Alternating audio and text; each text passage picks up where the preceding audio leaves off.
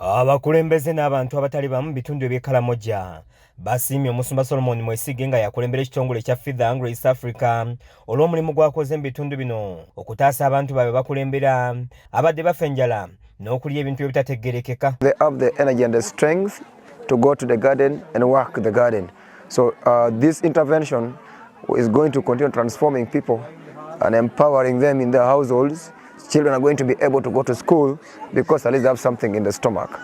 Before this time, even children could not go to school, they couldn't study, they couldn't concentrate because they're hungry. Sabbiiti eno Omusumba Solomon Mwesige yazzeemu bitundu eby'Ekalamoja mu disitulikiti y'e Kotido okwongera okunnyikiza enteekateeka gy'aliko ey'okudduukirira abeeno n'obuyambi bw'emmere, enva n'ensigo ez'omuwemba wakati nga sizoni yaakaddamu.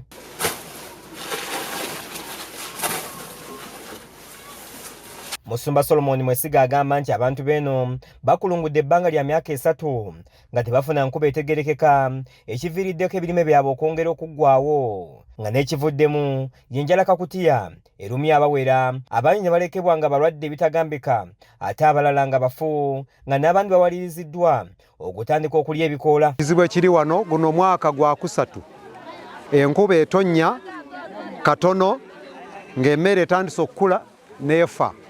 Ate bo balina season emu yokka, balina season emu, si season 2. So kati guno mwaka gwa kusatu tebakungulangako. Mu kitundu kino gye kisanze abalongo abaali baweddewo olw'enjala nga bano baakonzebwa okutuuka okwagala okuggwaawo olw'okuba nti ekyokulya bo n'abazadde baabwe baali wammanta kiwammante. Abaana bano balongo boolaba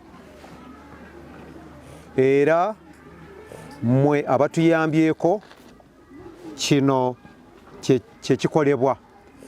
Abasinga obungi waliwo n'abaatuvuma ne baga nti mwe mulimba ebifaananyi simanyi mubijeewa, era njagala vidiyo ngibeeremu n'abaana mukakase nti ekintu ekyeno kibi nnyo nga bw'okiraba. Musumba Solomon agamba nti ku kanisa ya Pentecostal Assemblies of God esangibwa e Kotido ewali sitoowa ez'emmere ya Feed the Hungry East Africa bafumba emmere buli lunaku okwongera okuyamba abasobola okutuukayo basobole okufuna ak'okuzza eri omumwa. Abantu beno okulaba ku kyokulya kyamagero ddala nga n'entamu ombeera mufumbiddwa emmere bagikokota kwagala kugikulamu ntobo olw'olubuto olubeera lubanja ekyokulya buli kadde. Abantu betuwa emmere waliwo abafikka naye ne bavaayo ne bajja ku kyaki eno awali stores zaffe naye nga baleeta n'abaana ne babasitula ne bajja nabo.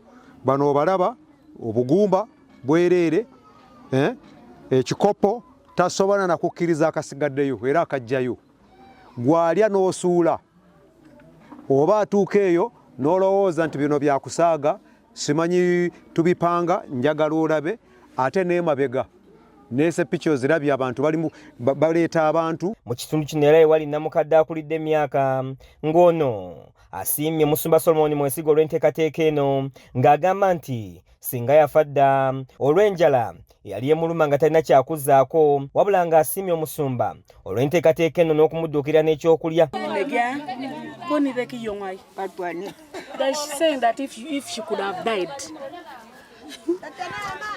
She's saying that if you people could have not come, she could have died by now. Abantu mu bitundu ebyeno bagamba nti abatuuze embeera banyigiriza ebitagambika nga n'okusinga eddama n'okoddeyo ebyaliwo omwaka oguwedde ng'abantu abawerako baafa ng'entabwe yali eva ku njala y'abaluma ebitagambika ne bawalirizibwa okulya emmere ey'oku nsiko okuli emiddo nga ne gye byaggweera abasinga ku bo nga bafudde nga n'abawerako emagombe baasimbayo kitooke. I think as a sub-county we registered in total a number that was nearly climaxing to 100 people. And these were mostly those who were elderly, children who were orphaned because they don't have both parents perhaps and they were struggling to cope.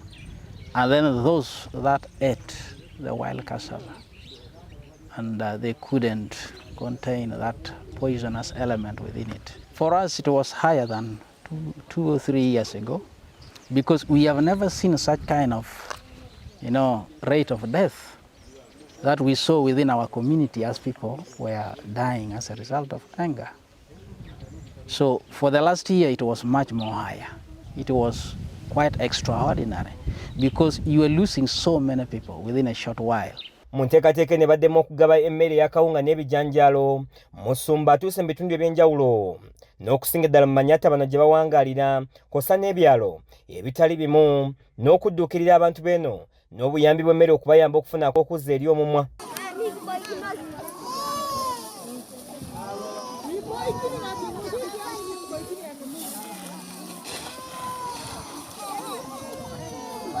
Kukkiriza Trion yakusakidde eggulire lino ku lwa KSTV Agaleero.